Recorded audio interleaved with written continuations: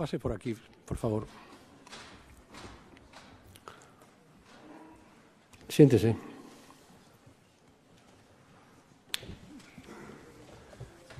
Vamos a ver, tengo que preguntarle por su nombre, por sus apellidos, la edad, el estado y profesión.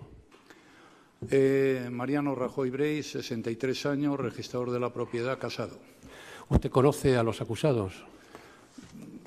No personalmente, pero los conozco a todos. ¿Tiene alguna relación de parentesco, de consanguinidad, de amistad, de enemistad con alguno de ellos? Ninguna.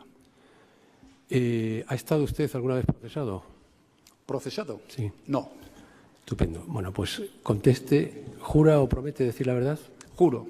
Conteste, si es tan amable, a las preguntas que le va a formular la acusación popular, que es quien le ha propuesto como testigo. Con la venia del excelentísimo señor presidente. Buenas tardes, señor Rajoy. Buenas tardes. ¿En qué fechas fue usted presidente del Gobierno? Yo juré el cargo de presidente de Gobierno el 21 de diciembre del año 2011 y cesé el 1 de junio del año 2018. Bien, mire, le voy a preguntar en relación con hechos anteriores al referéndum ilegal del 1 de octubre.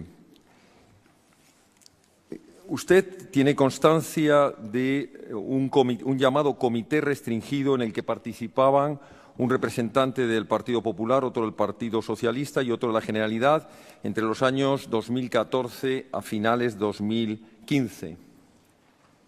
¿Un comité? Llamado comité restringido. No conozco ningún comité restringido o ningún comité que se llamara así. Si quiere usted decir que podía haber conversaciones, pues seguro que las ha habido, como siempre sucede en política. Pero comité restringido no lo conozco. Mire, en aquella época el presidente de la Generalidad, Artur Mas, y así nos lo ha explicado en sus diferentes declaraciones, manifestó que se había constituido un comité restringido que tenía como principal función, y hoy nos lo ha recordado, el mantener conversaciones entre la Generalidad y los dos principales partidos, el Partido Popular y el Partido Socialista, con respecto a la situación planteada por la Generalidad de llevar a cabo un referéndum. ¿Le consta a usted este comité y quién formaba parte de él? Sí, pero lo que no me consta es que se llamara comité restringido. Supongo que ha sido una expresión que ha utilizado el señor Mas como podía utilizar cualquier otra, pero es evidente que conversaciones entre miembros de la Generalitat y los distintos partidos políticos pues ha habido siempre en la historia. Yo mismo me he entrevistado siendo presidente del Gobierno, ya digo, por tanto, desde diciembre del año 2011, en 6 oportunidades y luego también lo hice con el señor Puigdemont. Y también otros miembros de mi Gobierno lo han hecho con miembros de la Generalitat. Las conversaciones entre partidos es algo absolutamente usual en política. El problema es en qué se plasman o a qué se llega en esas conversaciones. Y sobre el referéndum, pues realmente nunca hubo nada de qué hablar, porque desde que tuve la primera reunión con el señor Mas, siendo yo presidente del Gobierno, ya dejé con meridiana claridad patente que en ningún caso el presidente del Gobierno de España iba, saltándose la Constitución, a liquidar la soberanía nacional. Por tanto, sobre eso no había absolutamente nada de qué hablar y por eso no ha habido ningún acuerdo, como por otra parte todo el mundo conoce muy bien. ¿Usted recuerda si de ese comité surgió la petición por parte de la Generalidad de llevar a cabo un referéndum y que en caso de que no fuese autorizado, como se denominaba un referéndum pactado, se iba a tener que llevar a cabo por otras vías? En absoluto. Eso es absolutamente falso. Eran plenamente conscientes, lo digo, desde el primer día que yo me reuní con el señor Mas, que yo no iba a autorizar un referéndum para liquidar la soberanía nacional, la unidad de España y para saltarme la ley. Por tanto, no ha habido ningún acuerdo, ni siquiera conversaciones para llegar a un acuerdo sobre la celebración de un referéndum. Y además le dejé muy claro lo que eran las reglas de juego. Si usted quiere hacer un referéndum, eso lo tiene que decidir el pueblo español. Tiene que ir usted a las Cortes Generales, las Cortes Generales tienen que modificar la Constitución, pero no basta con el voto de las Cortes Generales, sino que tiene que ser el conjunto del pueblo español el que tome esa decisión, porque la Constitución española, cuando se aprobó en 1978, dijo que había una parte sustancial de la misma, entre otras la soberanía nacional, que solo podía ser modificada por el pueblo español. Es el pueblo español el que decide lo que es España, y no los representantes de una comunidad autónoma, ni el Gobierno de España, ni las Cortes Generales, ni mucho menos un comité restringido o no restringido. Eso quedó meridianamente claro desde el primer momento. Y todos los interlocutores que tuve yo en la Generalitat eran plenamente conscientes de que, al menos, mientras Mariano Rajoy fuera el presidente del Gobierno de España, no habría un referéndum para liquidar la soberanía nacional. Bien, y a pesar de todo ello, se convocó ese referéndum. Bueno, yo creo que lo que se convocó no es un referéndum. Se intentó probablemente convocar un referéndum, pero como muy bien dejó sentado la Junta Electoral Central el 4 de octubre, poco tiempo después de la celebración de aquellos acontecimientos que todos conocemos, allí no hubo ningún referéndum. ¿En qué fecha tuvo conocimiento el Gobierno que usted presidía, a través de la información que le llegase de los servicios de información de Policía Nacional, Guardia Civil y CNI, de que se estaba gestando un proceso para llevar a cabo la ruptura de la unidad nacional mediante la declaración de independencia de Cataluña, mediante una organización creada desde la propia Generalidad?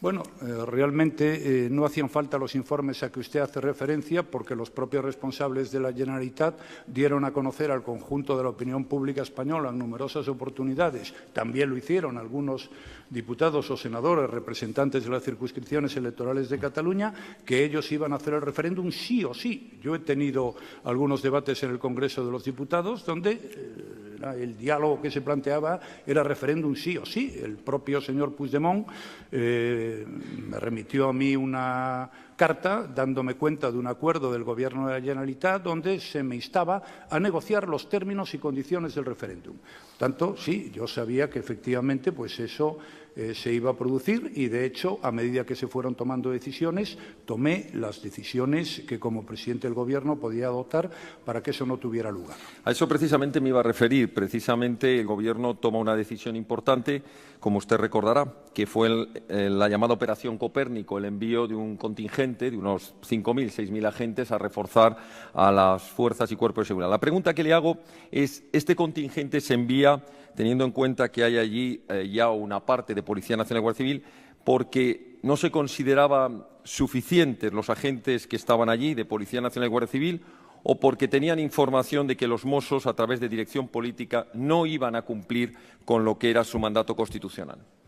Mira, ese contingente al que usted acaba de hacer referencia forma parte de un amplio elenco de decisiones que tomó el Gobierno para que se respetara la ley en nuestro país. Hubo recursos, como usted sabe muy bien, y muchos, y sobre los temas importantes ante el Tribunal Constitucional. Se tomaron decisiones sobre temas muy importantes en materia de Hacienda Pública, hasta llegar a intervenir al final el grueso de las cuentas de la Generalitat, y se tomaron otras decisiones de tipo operativo, como esas a las que usted ha hecho referencia. Lógicamente, yo, como presidente del Gobierno, estaba en los temas de dirección política, en las grandes decisiones, pues tenía que hablar con los grupos políticos para intentar llegar a un acuerdo y a un consenso, de suerte que el artículo 155 se pudiera aplicar con el mayor apoyo posible. Pues yo tenía que hablar también y explicar las decisiones que se podían tomar a otras personas. Me ocupaba de los temas de la Hacienda y tenía que pensar y ocuparme y tomar la decisión más importante, que era la puesta en marcha del artículo 155.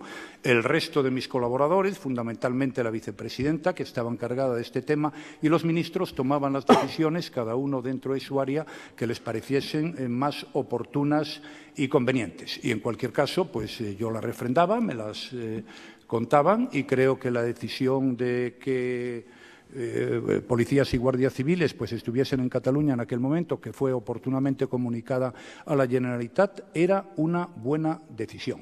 Pero teniendo en cuenta que el Cuerpo de los Mossos de Escuadra tiene despliegue despliegue en todo el territorio de Cataluña y tiene competencias plenas en materia de seguridad, la pregunta que yo le hago es ¿por qué había que mandar 6.000 agentes de Policía Nacional y Guardia Civil en esta operación? Pues porque supongo que los operativos entendieron que era necesario en una circunstancia como la que se estaba produciendo en Cataluña que allí estuviera la Guardia Civil y la Policía Nacional. ¿Podríamos entender que era una situación excepcional?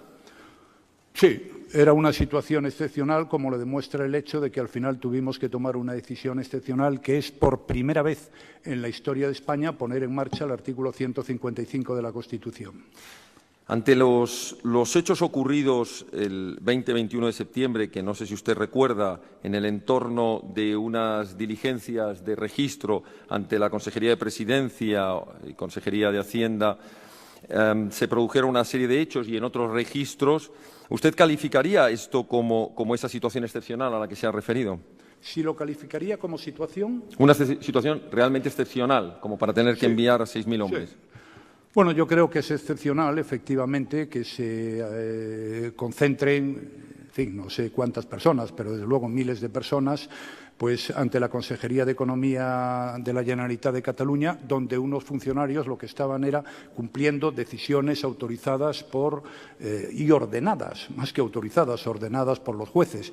Me parece también excepcional que ante la sede del Tribunal Superior de Justicia de Cataluña se celebre una manifestación donde participan más de 20.000 personas y una altísima autoridad de Cataluña, pues con un megáfono, en fin, haga allí planteamientos que no me figuro que le pueda parecer normal a nadie que se hagan delante de este Tribunal Supremo. Tampoco me parece normal las situaciones de acoso a guardias civiles, a policía, a alcaldes que tenían sus planteamientos distintos a los de las autoridades de Cataluña y que estaban defendiendo sus posiciones, que es lo mismo que defender la ley. Sin duda alguna, era una situación excepcional y como era excepcional, pues al final nos vimos obligados a aplicar el artículo 155 de la Constitución, repito, por primera vez en la historia. Y ante esa situación excepcional que usted nos ha relatado, ¿se planteó el Gobierno que usted presidía la aplicación del mecanismo excepcional del artículo 116 de estados de alarma, excepción y sitio?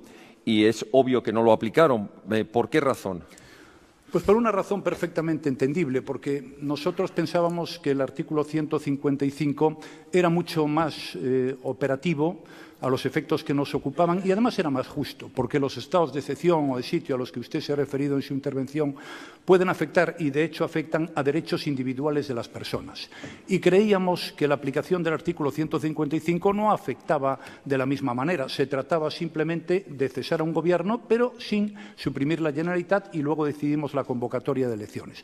Por tanto, era un problema de respetar derechos individuales de las personas y entre los derechos individuales de las personas y cambiar un gobierno, pues yo preferí tomar la decisión que tomé. ¿Tuvo su conocimiento, y en su caso como presidente y el resto de miembros del Gobierno, la información sobre los actos de violencia que se estaban produciendo en Cataluña a raíz de los distintos registros a los que me he referido y especialmente el 1 de octubre? Que si tuvimos conocimiento de actos de violencia, le concreto un poco más contra los cuerpos y fuerzas de seguridad del Estado, le concreto un poco más contra Policía Nacional y Guardia Civil. Sí, tuvimos conocimiento de esos actos que, entre otras cosas, recogían profusamente los medios de comunicación y, sin duda alguna, pues eso fueron una de las razones que daban lugar a que, como le he dicho antes, estuviéramos en una situación de excepcionalidad que, al final, junto con otros factores, nos aconsejaron poner en marcha el procedimiento que la Constitución establece en su artículo 155.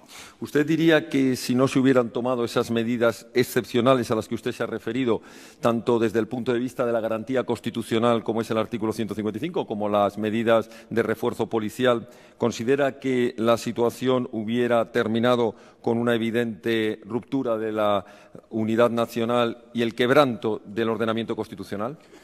Mire, yo lo que considero es que ningún presidente del Gobierno de ningún país, y en este caso de una democracia avanzada como es España, puede aceptar que alguien pretenda liquidar la legalidad de ese propio país, que es lo que ocurrió pleno, que desde el punto de vista democrático fue realmente lamentable y que quedará en nuestra reciente historia de los días 6 y 7 de septiembre, cuando se violaron los derechos de los diputados de la oposición y además lisa y llanamente se liquidó la legalidad vigente en ese momento, la Constitución española y el propio Estatuto de Autonomía de Cataluña, y se instituyó por una ley que se llamaba la Ley de Transitoriedad Jurídica. Como usted comprenderá, ningún presidente del Gobierno puede mirar para otro lado cuando se producen situaciones de esas características.